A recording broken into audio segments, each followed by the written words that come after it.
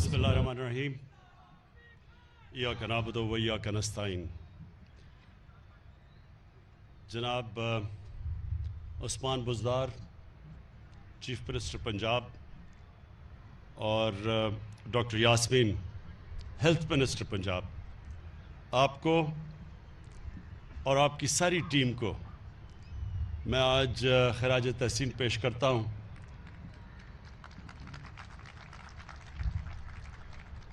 کیونکہ آپ نے ایک بہت انقلابی قدم اٹھایا. یہ اتنے بڑے فیصلے ہر کوئی نہیں کر سکتا، اور نہ ہی آج تک کسی پاکستان کی حکومت نے اتنا بڑا فیصلہ کیا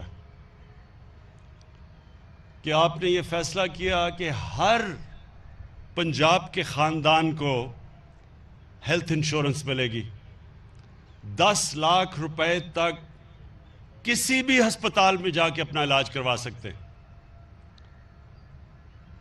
کیونکہ میں جب پہلی دفعہ اسٹوڈنٹ بن کے گیا برطانیہ میں، اور میں نے ایک فلاحی ریاست دیکھی پہلی دفعہ زندگی میں.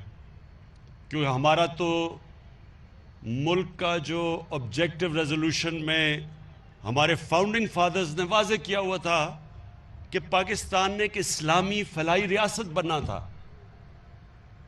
تو ہمیں تو یہاں اندازہ ہی نہیں تھا کہ فلاحی ریاست کیا ہوتی ہے. جب میں برطانیہ گیا تو پہلی دفعہ میں نے ایک فلاحی ریاست دیکھی.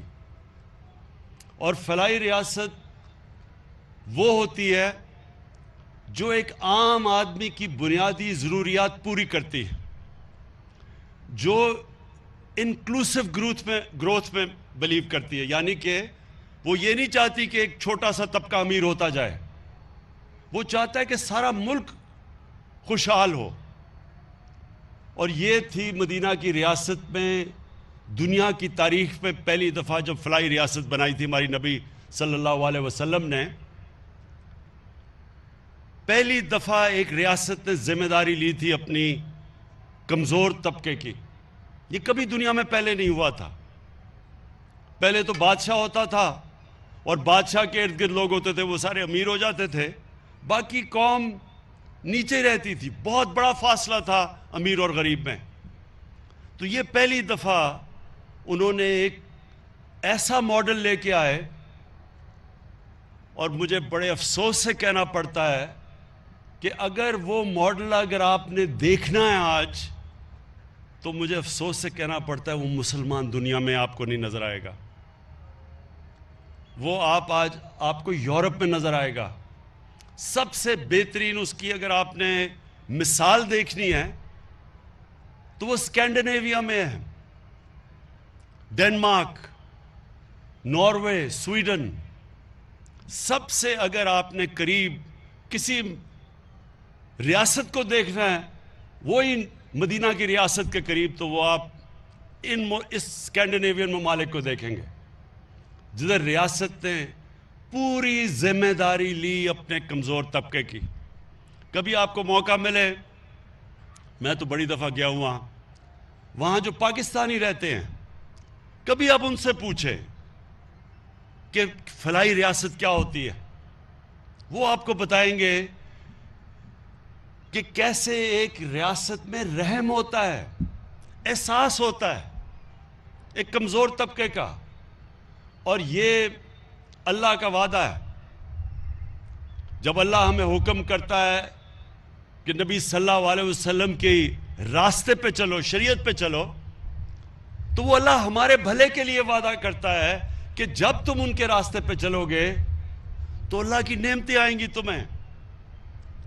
نماز میں آپ صرف ایک چیز مانگتے ہیں کہ اللہ مجھے ان کے راستے پہ لگا جن کو تو نے نعمتیں بخشی. وہ کس کا راستہ تھا؟ جس کو سب سے زیادہ اللہ نے نعمتیں بخشی، اور اپنا قرآن شریف میں جو کہا میرا حبیب ہے، وہ ہمارے نبی صلی اللہ علیہ وسلم تھے. تو جب اللہ ہمیں حکم کرتا ان کے راستے پہ چلو، وہ ہماری بہتری کے لیے کہتا ہے.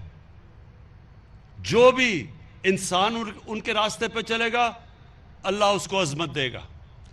جو قوم مدینہ کی ریاست جو ان کی سنت ہے اس پہ چلے گی، وہ قوم اٹھ جائے گی. تو آج اگر آپ اسکینڈینیویا میں دیکھیں گے تو ان کے پاس کوئی اتنے وسائل نہیں ہیں. میں آپ کو یقین سے کہتا ہوں کہ پاکستان میں زیادہ وسائل ہیں سارے اسکینڈینیوین ممالک سے، لیکن وہاں خوشحالی دیکھیں. ترستے ہیں ہمارے بیچارے پاکستان کے لوگ کہ کہیں ہمیں ویزا مل جائے اور ہم وہاں چلے جائیں. وسائل یہاں زیادہ ہیں، خوشحالی ادھر زیادہ ہے، کیونکہ وہ اس یاد رکھنا، یہ پھر سے میں بار بار اپنے لوگوں کو بتاتا ہوں، رحمت للعالمین ان کو خطاب ملا تھا، رحمت المسلمین نہیں ملا تھا. یعنی کہ وہ سارے انسانوں کے لیے رحمت بن کے آئے تھے. تو جو ان کے قدموں پہ چلے گا، چاہے وہ مسلمان ہو یا نہ ہو، اس نے اوپر چلے جانا ہے. تو اس لیے آج وہاں خوشحالی ہے. اور مجھے افسوس سے کہنا پڑتا ہے کہ دنیا کی تاریخ کا واحد ملک جو اسلام کے نام پہ بنا تھا، جس کا نعرہ تھا کہ پاکستان کا مطلب کیا، لا الہ الا اللہ، وہ نعرہ تو لگاتے رہے ہیں ہم. سب سے زیادہ دنیا میں تو جب بھی مکہ یا مدینہ گیا ہوں سب سے زیادہ پاکستانی ملتے ہیں آپ کو. یا ہم سب سے زیادہ روزے بھی رکھتے ہیں، سب سے زیادہ یہ نمازیں بھی پڑھی جاتی ہیں. ہماری تبلیغی جماعت دیکھیں کہ اللہ کی راہ میں لوگوں کو لانے کے لیے کتنی بڑی تبلیغی جماعت ہے، بڑے بڑے اجتماع ہوتے ہیں، لیکن ہم اس راستے پر کبھی نہیں چلے جس کے اوپر ہمیں حکم ہے. تو یہ جو آج ہم پنجاب کی گورنمنٹ جو آج ہم بھی قدم اٹھا رہے ہیں، ہم یہ اس راستے پر لگے ہیں. اب تک تو وہ راستہ ادھر تھا تو ہم ادھر جا رہے تھے، اب ہم اس راستے کے اوپر آ رہے ہیں جو اس قوم کی عظمت کا راستہ ہے، جو اس قوم کو اوپر لے کے جائے گا. میں یہاں پاکستان کے حکمرانوں کو دیکھتا تھا، کوئی کہتا تھا جی میں پاکستان کو ایشین ٹائیگر بنا دوں گا. ایشین ٹائیگر کیا مقابلہ کر سکتا ہے جو متحدہ کی ریاست کہ جو ایک قوم کھڑی ہوئی تھی جسے دنیا کی امامت کی تھی؟ ایشین ٹائیگر تو کوئی چیز ہی نہیں اس کے سامنے. ہم اس راستے پہ جانا چاہتے ہیں جس کے لیے پاکستان بنا تھا. اگر پاکستان اس راستے پہ نہیں چلے گا تو یاد رکھیں یہ بہت بڑا دھوکہ تھا ہندوستان کے مسلمانوں پہ. ان بیچارے لوگوں نے وہاں جن کو پتا تھا کہ وہ پاکستان میں نہیں آئیں گے، انہوں نے بھی پاکستان کے لیے ووٹ ڈالی تھی. وہ سارے دعا کرتے تھے پاکستان کے لیے، اور وہ اس لیے کرتے تھے کیونکہ انہوں نے علامہ اقبال نے جو مسلمانوں کو، ہندوستان کے مسلمانوں کو جو خواب دی تھا کہ ہم ایک مثالی اسلامی ریاست بنائیں گے، انہوں نے اس کے لیے ووٹ ڈالی تھی. اور ہم نے اس سے تقریروں میں تو بڑا نام لیا ہم نے اسلام کا اور اس ریاست کا، لیکن عملی طور پہ ہمارا کوئی تعلق ہی نہیں اس ریاست سے جو اس کو بننا چاہیے تھا. تو یہ جو 3 کروڑ خاندانوں کو تقریباً 400 ارب روپیہ اس کا وہ خرچ کر کے ہیلتھ انشورنس جو ملے گی، میں یہ اس لیے بار بار آپ کو خراج تحسین پیش کرتا ہوں، عثمان بزدار آپ کو اور ڈاکٹر یاسمین آپ کو اور آپ کے ساری ٹیم کو، کہ یہ انشاءاللہ یہ وقت بتائے گا کہ آپ نے یہ وہ کام کیا ہے کہ ہم یہ میٹرو ٹرین اور اورنج ٹرینوں کے اوپر جتنے مرضی اتنے پیسے خرچ کر دیتے ہیں، وہ وقت بتائے گا کہ وہ کتنا فائدہ پہنچائے گی. پیسہ تقریباً اتنا ہی ہے، اور یہ اس ملک کو کدھر لے کے جائے گا جو آج آپ نے قدم اٹھایا ہے.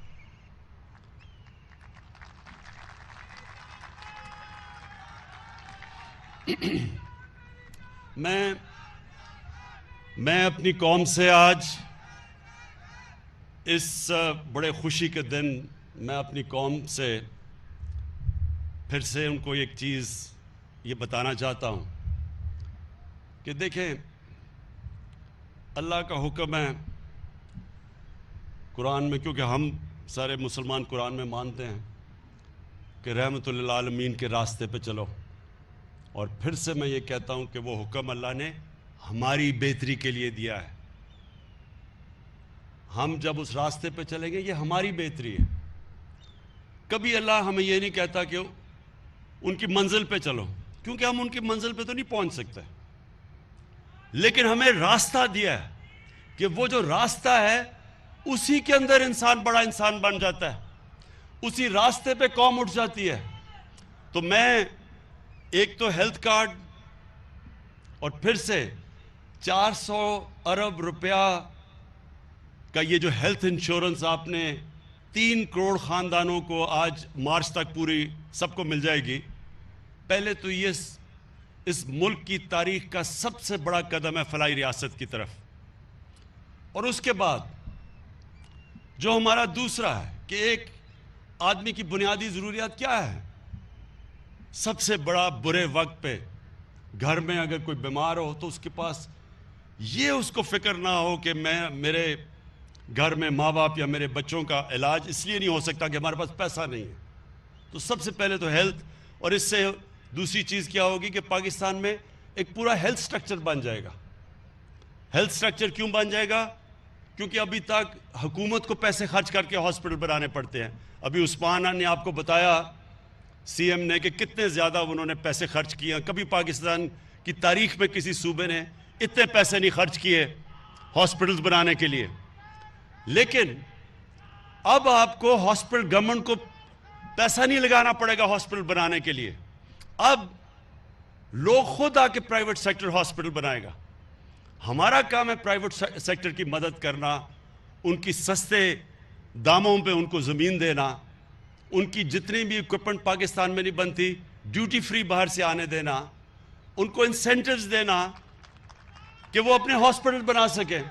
اور ان علاقوں میں اب جدھر کبھی ہمارے، مجھے افسوس سے کہنا پڑتا ہے کہ ہمارے وہ جو ڈاکٹرز جو گورنمنٹ ہاسپٹل میں کام کرتے ہیں وہ نہیں جاتے تھے دور دراز علاقوں میں، وہ خالی پڑے ہوتے تھے ہمارے ڈسٹرکٹ ہاسپٹلز. اب جو ڈسٹرکٹ ہاسپٹلز جدھر گورنمنٹ کے ڈاکٹرز نہیں جائیں گے لیکن وہاں اگر پرائیویٹ سیکٹر آ گیا تو ہم بند کر دیں گے.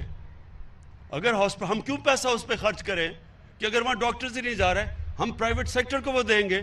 کیونکہ ہمارا تو مقصد یہ ہے کہ ہر پاکستان کے دور دراز علاقے میں ایک عام آدمی کو علاج ملے، تو اس کو تو مفت علاج ملے گا ہیلتھ کارڈ سے.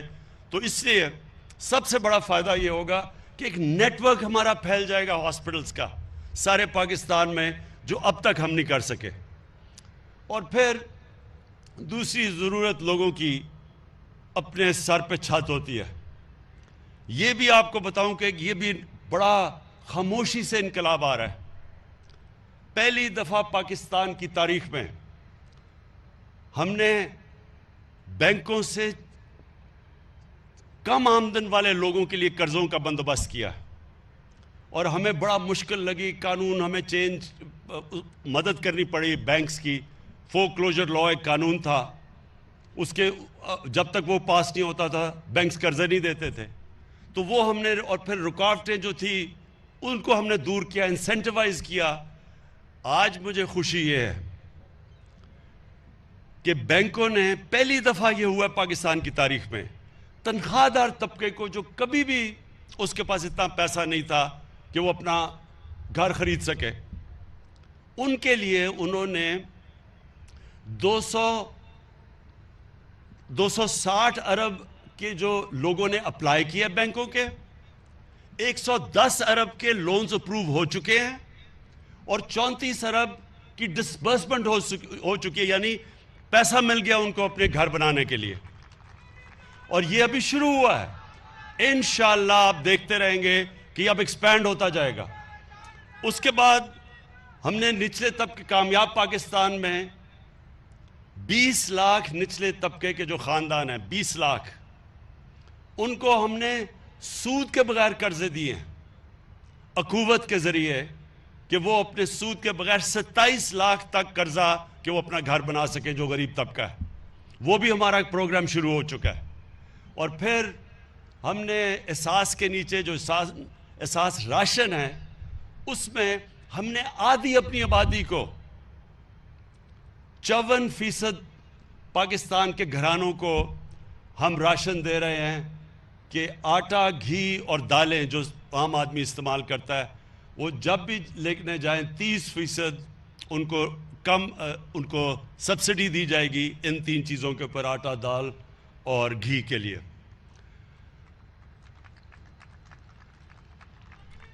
کامیاب پاکستان پروگرام میں ہم وہ دوسرا کام کر رہے ہیں کہ 5 لاکھ تک سود کے بغیر قرضے دے رہے ہیں شہروں کے اندر کہ اپنا کوئی کاروبار، چھوٹی دکان شروع کر سکے کوئی، اور دیہاتوں کے اندر کسانوں کے لیے 5 لاکھ سود کے بغیر قرضہ۔ اس سارا کا مقصد کیا ہے کہ اس راستے پہ ہم لگیں، وہ جو ہمیں مدینہ کی ریاست میں دکھایا گیا تھا کہ اپنی اس ملک کی جب ڈیولپمنٹ ہو تو وہ باٹمز اپ ہو، یعنی نیچے سے اوپر آئے، بجائے اس کے کہ جو اب تک ہوتا رہا کہ امیر امیر ہوتا گیا اور نچلا طبقہ غریب ہوتا گیا۔ اور میں آج بڑا خوش ہوں کہ یہ جو پنجاب نے جس طرح دلیری سے یہ آج لانچ کیا ہے، اس میں ہمیں ضرور مشکلات آئیں گی کیونکہ پہلی دفعہ اتنا بڑا پروگرام ہو رہا ہے، لیکن ہم نے پورا تیاری کی ہوئی ہے، کمیٹی جو مسلسل دیکھتا رہے گا کس طرح کے پرابلمز آئیں، اور انشاءاللہ ہم سارے حل کرتے رہیں گے۔ اور پھر سے مارچ تک سارے پنجاب کے گھرانوں کو ہیلتھ کارڈ مل چکے گا، پختونخوا میں سارے گھرانوں کو ہیلتھ کارڈ مل چکا ہے، اب بلوچستان میں، آزاد کشمیر میں اور گلگت بلتستان میں جدھر ہمارے گورنمنٹس ہیں، سب کو ہم نے ہر خاندان کو ہیلتھ کارڈ پہنچا رہے ہیں۔ شکریہ۔